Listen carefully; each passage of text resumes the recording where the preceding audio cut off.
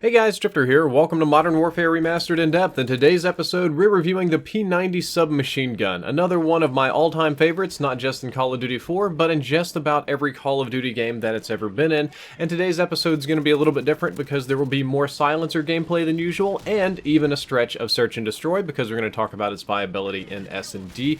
But one of the first things I wanted to talk about the P90 was actually a bad thing. The Modern Warfare Remastered P90 does not have the increased sprint duration of the COD 4 P90.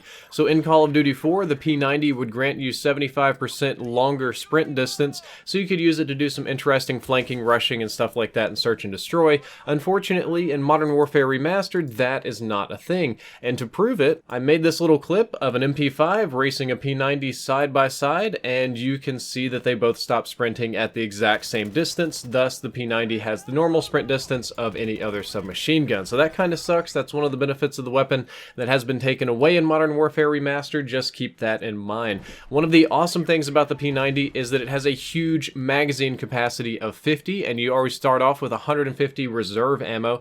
This makes Bandolier not super useful because you already have a lot of ammo and you won't be needing to reload as frequently. The magazine size is big enough to where it's almost like a pocket LMG, except without the range or the damage or some of those kind of nice things. But speaking of the damage, it'll deal 30 damage up close and decrease down to 20 at a distance. This makes it 4 to 5 shots to kill depending on how far away you are, which is the same as the Uzi and surprisingly the same as the M4 and G36C. In Call of Duty Modern Warfare Remastered, this actually makes it a lower damage submachine gun or lower damage weapon in general. If you put stopping power on it, the damage will increase to 42 up close and 28 at a distance, meaning it'll take between 3 and 4 shots to kill, which is much nicer depending on how far away you are.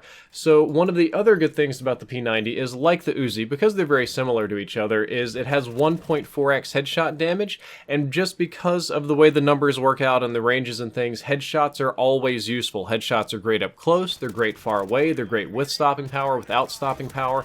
It's always a good time to get a P90 headshot because you'll always kill people faster that way. The next clip is one of me testing out the maximum range on the P90, and basically what I do is I shoot people 3 times to see if they die, and then I'll creep on forward, let their health come back, and shoot them until it happens. And you can see that this is the 3-shot kill range of the P90 with stopping power.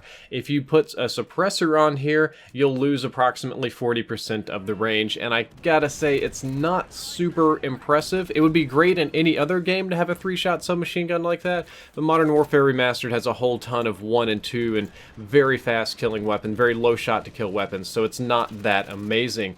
Rate of fire is 937 rounds per minute, which is the second fastest in the submachine gun class.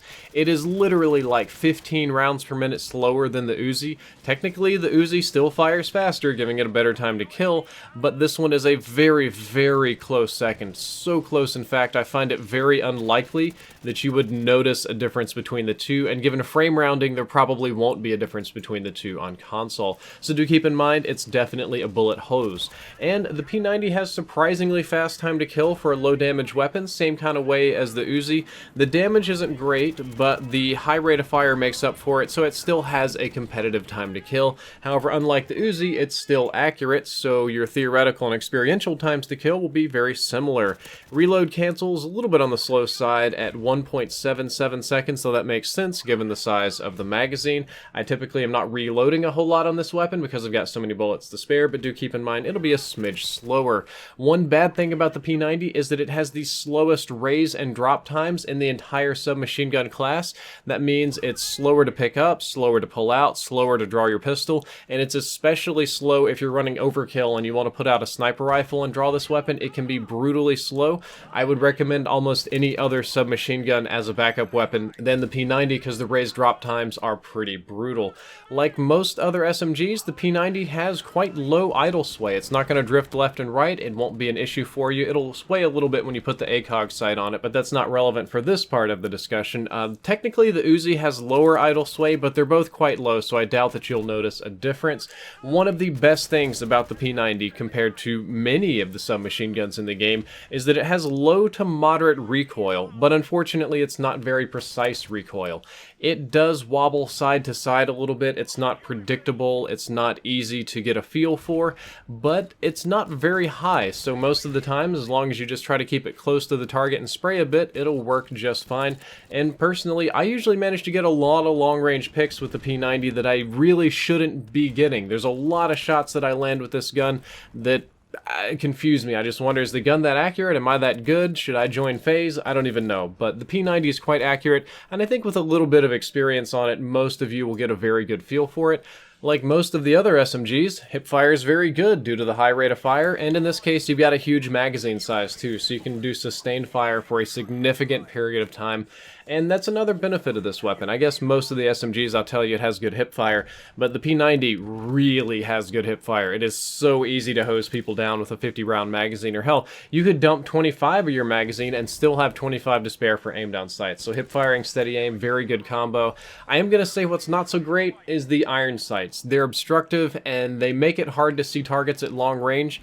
The iron sights could be worse. I'm still able to use them. I'm still able to acquire targets. They don't shake too badly. And as long as I engage targets at the ranges that are optimal for a submachine gun, it's really not an issue. But you're going to need a red dot sight or, God forbid, an ACOG if you're going for long range picks. Speaking of which, the ACOG has no major penalties on the P90. Nothing funky with the hipfire, nothing funky with the recoil or the range or damage or anything. There is a little increase in the idle sway, which can be annoying if you're going for extremely long range kills, but there's no penalties. So if you really like the ACOG sight, I would tell you to go ahead and use it, but in my personal opinion, while there's no penalties, there's also no benefits. There's no real reason you want to use it. It's obstructive, sways a little annoying, makes the recoil feel worse. You'll probably never see me run an ACOG on this weapon outside of In Depth. Overall, I think the P90 is an excellent SMG, especially for flankers because of the easy mode silencer, which is what I'm going to be talking about next. The P90 is a very good weapon to rush around the map with, even without the increased sprint duration. It's very easy to use with a silencer to get up behind people, hose them, and get some kills. So let's move into the recommended classes. This is my preferred P90 class. It's the stealth/flanking P90. Just put a suppressor on it, use UAV jammer and dead silence, whatever your first perk is, it doesn't matter too much, but this is a great class. I use it in search and destroy, and anytime I want to be stealthy. You can't hipfire quite as great without steady aim, but it's super easy to sneak up behind people, shoot them in the back. You don't have to worry about reloading. Your magazine size is often big enough to where you can kill a couple of people before it's time to withdraw. This is how I would recommend using it. It can be a little bit of a hit marker machine, but if you try to stay close to people, it won't be an issue. And of course, there is the standard P90, red dot stopping power, steady aim. That works great on pretty much every gun in this game, and of course it works great on the P90, so if you want to run it that way, it'll work good for you too. Guys, that is all for this episode of In Depth. I hope that you enjoyed it, and I hope you learned something useful. If you did, don't forget to like, favorite, and subscribe, and I'm going to go ahead and let this nice little kill streak I had run out. Drifter out. Friendly chopper on the way. We're losing Alpha! We're losing Alpha!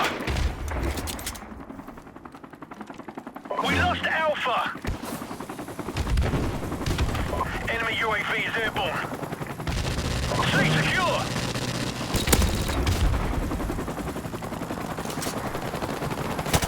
Losing Bravo!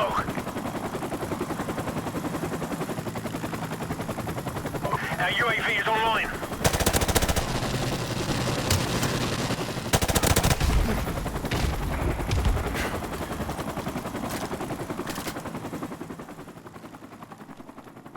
Enemy UAV is airborne.